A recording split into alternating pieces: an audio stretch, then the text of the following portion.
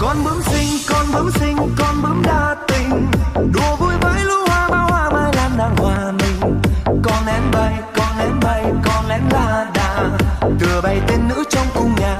Không lẽ chúng ta phải chia tay ngay bây giờ sao hả anh? Alo ông ơi, Nghe nè. ông có biết tiếng Trung Quốc không á?